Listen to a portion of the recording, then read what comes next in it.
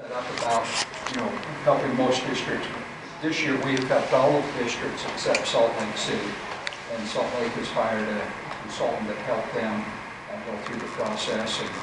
And I can tell you, after talking with one of the board members there that Ann knows really well, that said, they really didn't do anything any more than what you did for the process. And so I helped Salt Lake City when they hired their business administrator. I did research there. And so in this occasion, and actually, it's probably a good thing, because they have some turmoil in that district there. And I think that they felt like they needed to look nationally to be able to find somebody that would fit in their district. And that's what they've done. Found somebody from Arizona, and I think she'll do very well. I'd like to see this as the new superintendent. She'll do a good job for her. Well, okay, one of the things I think that as a board that, first of all, you need to think about, and that is, this is probably going to be the most important decision that you will make as a board, is the hiring of the superintendent. And I say that usually this is probably the most important, and most board members will say, no, this probably is the most important decision that you will make. And as you can see, the previous superintendent's been here for 15 years. It's been that long since there was a change, and it may be that long into the future. So the decision that you make in this regard will have great impact on your school district for a number of years to come. And that's the kind of person we want to find here. And I always say we're looking for a rock star. That's what we're going to work towards to try and find for you. So anyhow, I think if you'll keep that in mind, and I think you'll also find that it's a great opportunity for you as a board to be able to work closely together and kind of coalesce around this whole process, because it is important, and there's a lot of work to finding a new superintendent. Like that, you're going to find that out. There's a lot of extra meetings and getting together, and a lot of kind of on the side work with what you'd be involved with, and that can be determined by, of course, today some decisions that are made, and to the extent of what you want to do with the search process. So anyhow, and I like to kind of go through this in different ways with different boards, but I just wanted to show you, first of all, one of the important parts of this whole process is recruiting. And I can tell you, it used to be a number of years ago, when I would do a superintendent search, that we would have around 40 applicants for the position. That was not uncommon to see 40 applicants. Well, now that has all changed. And that has changed now to where that we would typically see somewhere in the neighborhood of around 8, maybe to 12 applicants. And so the whole dynamic of this process has significantly changed. And why? Well, being a superintendent is not the most sought after position in a school district anymore, because you are literally in a fishbowl 24/7. And so there's a lot of people that go, you know what, I think I would just be happy being an elementary principal or a middle school principal. High school principals are very demanding of their time, and so that takes a lot of all the extracurricular activities they have there. But even at that, a lot of those people go, I think I'd rather do that than be superintendent. And so this pool of applicants has definitely shrunk over the years.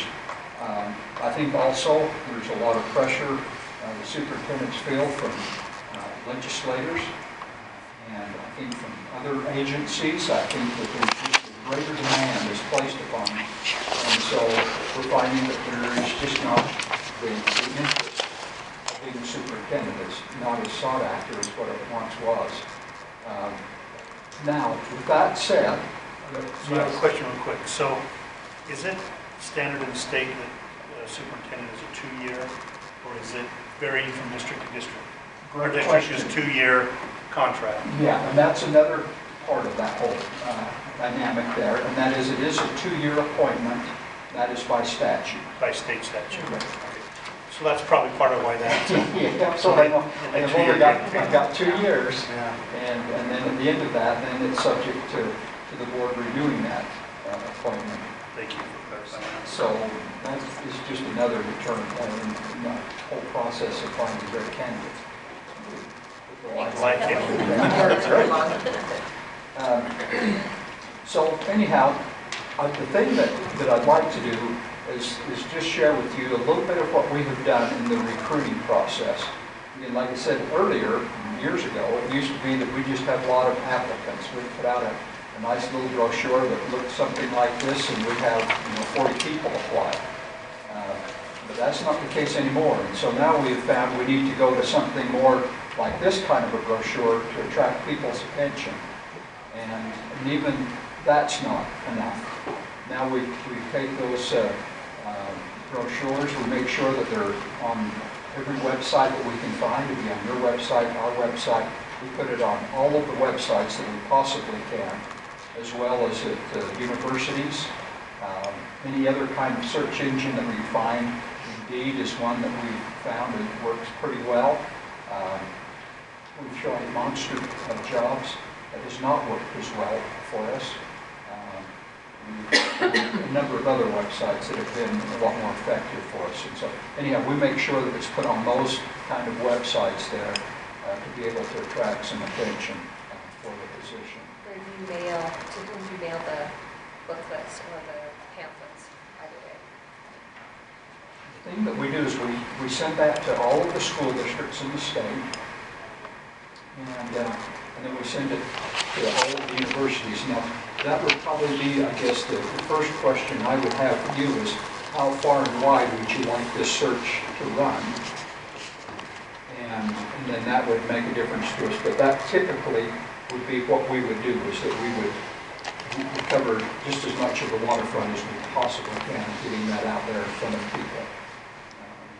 And of course, the thing that we would like to do is we would like to get this in the front of a very successful candidate right now, and for them to look at it and go, gosh, maybe I'd like to move to Beaver City.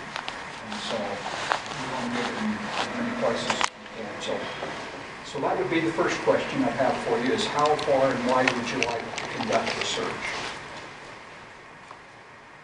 Well, I think my opinion is probably a nationwide search. So if we go nationwide, can you explain that process a little bit? Obviously, we want them to go to the state. The state as well. But tell us the process of tracking anybody in the country. Okay. Well, there's a couple of things to think about there. One of them is that we have found, if we go nationwide with it, that we will get a few more people taking a look at it. However, the salaries in the East are significantly higher than what we pay here. Yeah, oh yeah, can you believe that? And actually, in many of the surrounding states, pay significantly more than we do. And so it's hard to be able to attract the attention of those people when we conduct a nationwide search. But that's certainly something we can easily do, and we can open that up. The thing that happens once in a while, we have found, doing the nationwide search, is then that there may be somebody that's moved back east, for example, and would like to come back home or come back to Utah. And so we've been able to cast the net that far and have been able to get some of those people to apply. So how, on the schools that you have helped, say in the last 5 years, search for superintendent, I don't know how often they turn over, maybe a little. Well, too often this year, we've got 7 How many? this year. 7? So Okay, so maybe in the last 2 years, of those, how many went nationally? And if so, were any candidates even considered on the national level? I would have to say that probably maybe a third of them did a national search. The other 2/3 actually just did a western states or a surrounding states type of search. And that gets in the hands there, of course, of some of our universities here in Utah, BYU and University of Utah and Utah State. And then they put it on their website, so even though they may be back east someplace, if they're thinking about it or happen to come by the website of one of those universities, and they will see that announcement, and then we've been able to talk them into applying for the position. So there are 7 superintendent positions this year. And 7 changes. you just talked about Salt Lake being They've been hired. hired already, how many? Yeah. How many, have there been any others who have already been hired? Yes, Kane School District, they actually hired Ben Dalton, who was in Garfield, so we moved from Garfield over to Kane. And then Emory School District, they hired a high school principal, so it was in their district. And then we have Wayne School District, and they've, I'm not sure if that's been made public yet, but they have offered a position to somebody in Wayne. And then in San Juan, I don't believe they've made an offer there yet, but I'm aware. Could have done, and I'm just not aware of the one down there. And then, of course, your school district, I'm not sure how many that adds up to, but should be getting close to that. Yeah. Thank you. So, well, so tell me what your thoughts now are after that kind of explanation about the search, how wide we would go. What's your thoughts on that? And if you want to take a few minutes while we're going through here, and we could decide that when we're done, if you'd like, we can do that as well. What's the additional cost to going national? Is it significantly more? We would probably see, and with the cost of doing that is printing the brochure, so printing extra copies, they have to go that far, postage and so forth, getting that out there. We would probably be looking at another $1,000. Okay. So, so it's not a significant amount of money. Not for the position that we're looking Exactly. to fill and the impact on future education. So I think what we want to do is, we've talked as a board a little bit, is find the best talent available. And I think that's why we're saying nationwide search. Mm-hmm. Do you feel like, in your experience, that is the best approach to find the best talent available? I think that in your situation here, there might be a little bit of benefit from that. And I say that, I guess, just thinking, school districts that are your size, that you may attract a little more attention. A district your size back east would be considered a large school district. And so I think that we may be able to attract some attention there. I think that's what it will come down to is salary, and that is how much are you willing to pay. And that will be the key to almost all of these issues here, is what's that salary going to be. Is each district in charge of setting their own salary range, and is there a cap? How is that? Now, the state law says that you as a board determine the qualifications, and then you're going to set the salary. So each district in the state, do they vary even within our state? There's A lot of, A lot. A lot of it depends on size and complexity of the district. So, for example, if you have Cobalt or Logan or Salt Lake, where they have a lot of other issues, the complexity of that how many schools they have is a in there. factor, and how many schools. Proof and all that. Yeah. So the salary and experience, how long they've been in that position. So that will be one that we probably don't need to answer today, but we do need to draw a bead on that. And that would be, what is that salary going to be? And then if we're going to put that in the brochure, or if we're going to leave it as negotiable, and then have that as something that you negotiate at the time that you make an offer to somebody. Do most post what the salary is? That's obviously they're going to want to know that, or do they call and try to negotiate? And that's one that is kind of interesting.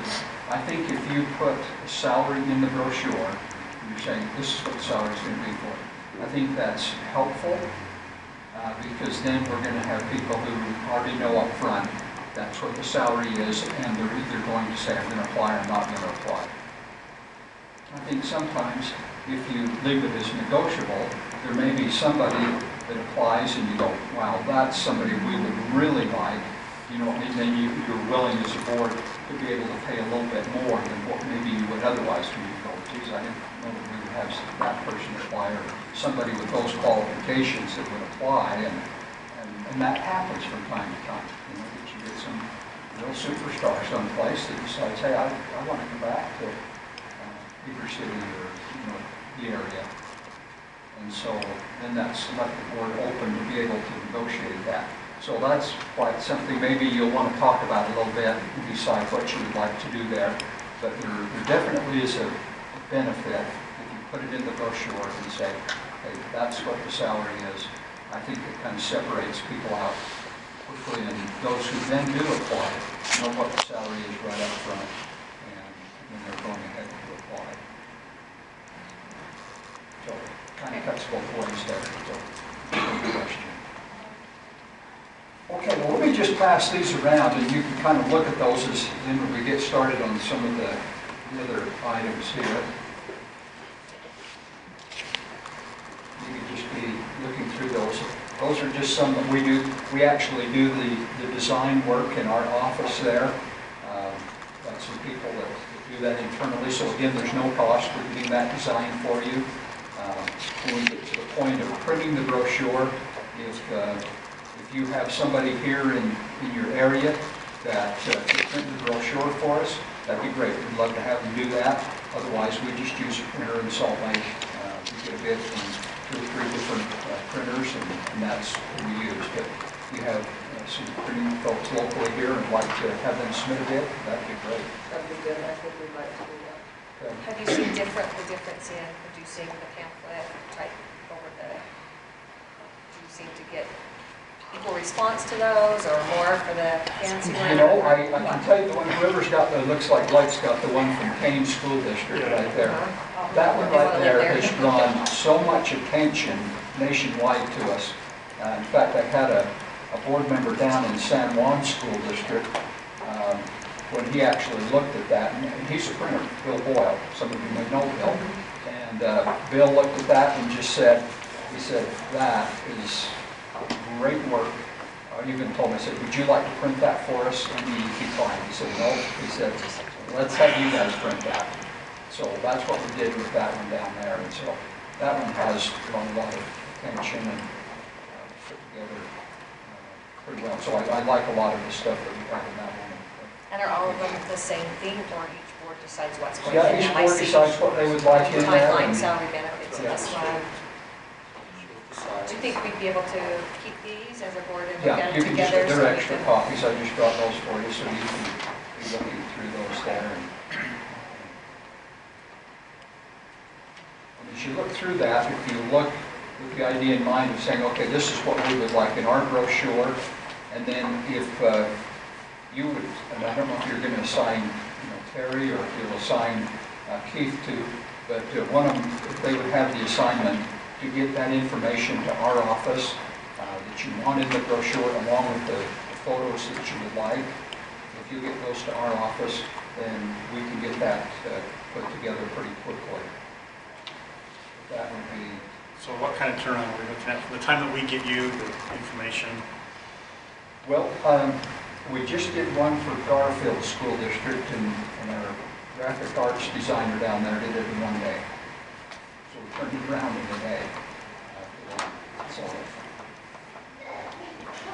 if we had probably 2 days is what I prefer, because then that way we can get back to you and say, hey, we got another photo, and then we will send a draft around to all of you to approve before it's ever printed and mailed out.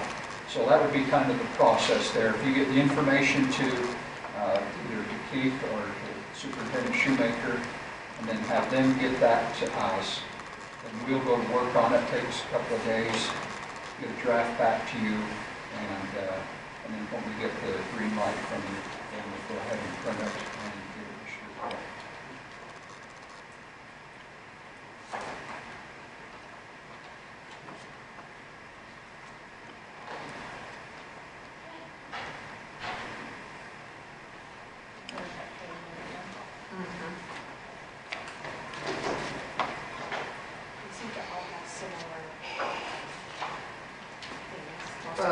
Yeah, I think that's it's just pretty.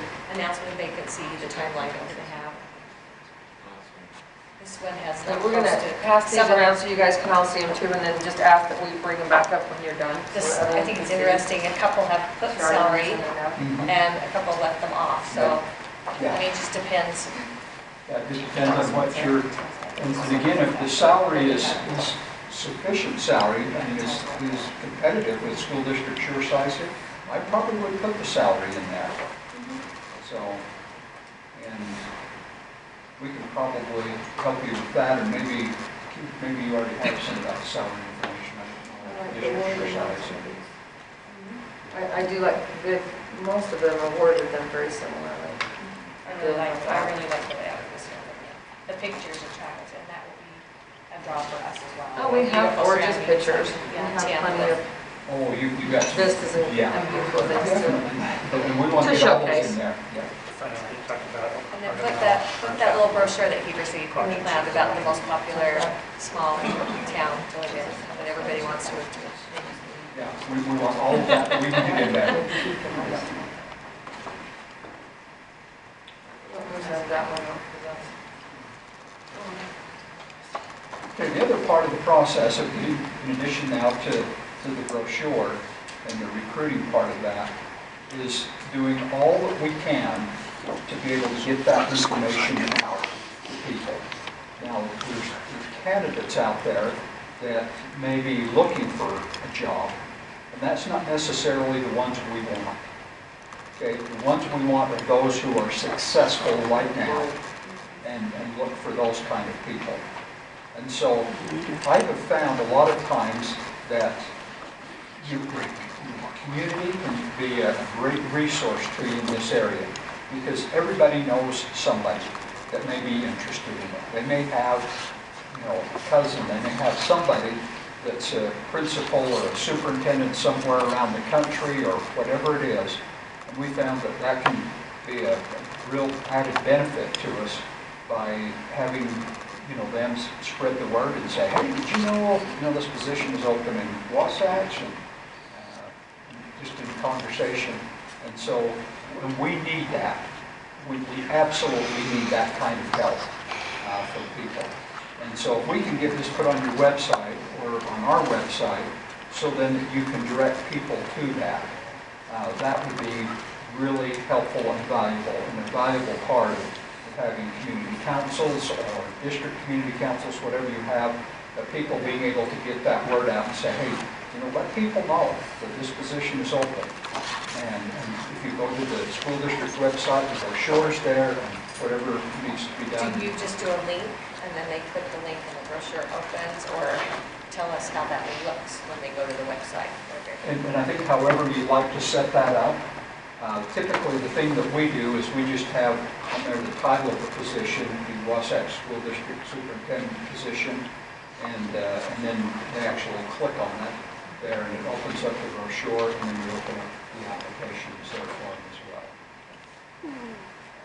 So, Okay. Do that. okay. I think that sounds great. Okay, well, let's talk about a couple of other things, and then I'm going to bring all of this back together when we're done here, and we're going to go through a timeline and take you through that. So probably the next question that I would have for you, and that would be, many of the school districts in going through this process involve a citizens committee. And I don't know if you've used a citizens committee before on any positions in your district, but have you done that before? Had citizens on our committees, yeah. Okay. So that would be a question for you tonight that I think we need to answer, and that would be, would you like to use a citizens committee as a part of this process? And so let me give you a couple of examples of that. I think that most of the districts, I can say all of them, I believe, this year, have used a citizens committee. Now that's not always the case. I've been involved with some school districts where they just have said flat out, no, the board is responsible for hiring the superintendent, and so we are going to hire the superintendent. And they've not used the citizens committee. So I think that would be something that you need to consider. You need to know, I guess, that you clearly have the authority to be able to do that, and for you as a board to do the hiring and go through the whole process. But there is some great value, in my opinion, about involving a citizens committee in that process there. What kind of numbers are you talking? How many, for a five-member board? How many citizens? And how will it look? Yeah. Those are very good questions. The thing that I would suggest to you, and I think has worked pretty well, and that would be that we would have each board member has nominated like 3 people from your area to be on that committee. And so when I say nominated, it's not that you have the authority to appoint them, but you would nominate them, and then the board collectively, then you would take all of those names and say, okay, yeah, we will appoint them as a member of that committee. And so if each of you, how that would kind of look is that each of you would come to a meeting like we're having right now and bring those names, and then as a board, then you would review those names with keeping this in mind, that you make sure that all of your teachers are represented. And I say teachers by some that are in the association and some that are out of the association. So making sure that all the teachers are represented, making sure your classified people are represented, make sure your administrators are represented, and then make sure that you have people from the city or county government, that there's somebody there that's a member of that committee as well. I think that's been very helpful. And then, of course, you need to make sure that we cover all of the stakeholders. And that would include, parents, and whether that's through PTA or how it would be, you would know the best, but to make sure that we have all of your stakeholders are represented. And so then after you go through those names, if they are not represented, then I would add some additional people to that committee. I've worked with committees down in Provo School District. It was probably about 35 people. And the Jordan School District was about the same amount, about 35 people. That gets to be a little bit unwieldy, that size of a group, but we've still been able to work with them. But in your situation here, where there are 5 board members, and I think you could probably, maybe 20 people, I think would probably be an ideal group. And if it was, anyhow, most important thing is to make sure that they're all represented and you feel like, hey, we've got everybody covered here. So whatever those numbers turn out to be. Now, what would be the role of that citizen